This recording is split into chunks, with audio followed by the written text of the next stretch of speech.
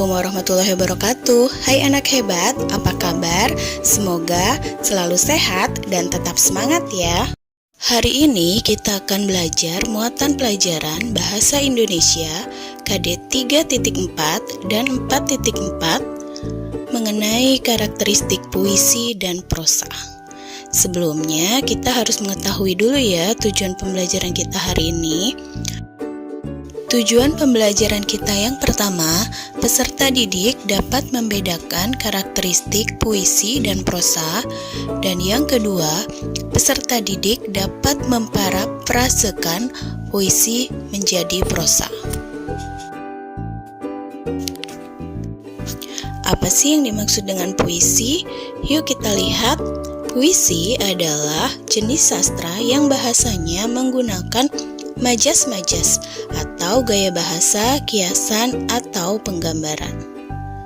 Kata-kata dalam puisi dipilih dan ditata dengan cermat untuk membangun keindahan sehingga mampu membangkitkan kesadaran orang akan suatu penggalan melalui bunyi, irama, makna khususnya. Karakteristik puisi yang pertama memiliki rima dan irama. Yang kedua, menggunakan kata-kata kiasan. Dan yang ketiga, terdiri dari baris dan bait. Keempat, memiliki amanat atau pesan. Jenis-jenis puisi dapat dibagi menjadi dua. Yang pertama ada puisi lama. Puisi lama terikat jumlah bait, jumlah baris, suku kata, maupun rima. Sedangkan puisi baru, jenis puisi yang bebas dan tidak terikat oleh aturan tertentu. Selanjutnya kita akan mempelajari tentang prosa.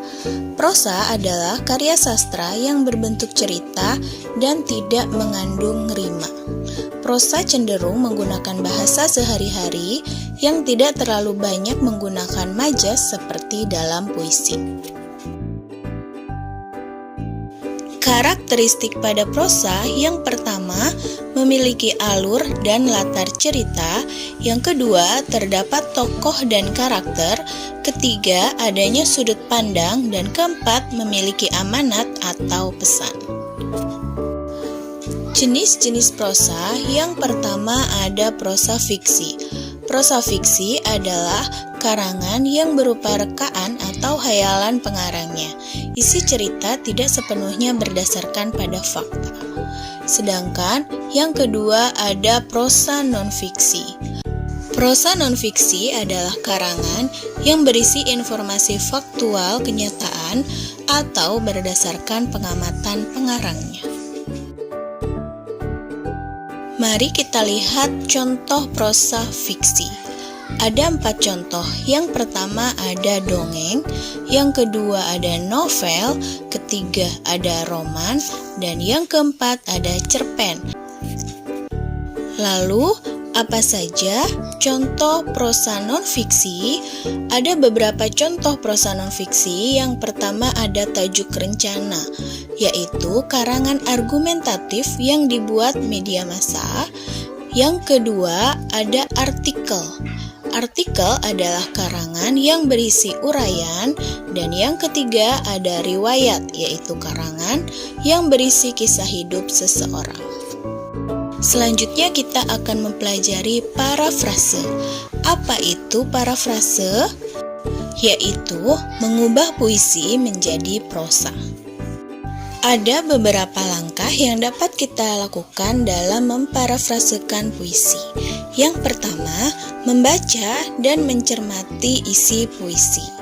Yang kedua, menafsirkan kata kiasan dalam puisi. Dan yang ketiga, menyusun kembali dengan bahasa sendiri.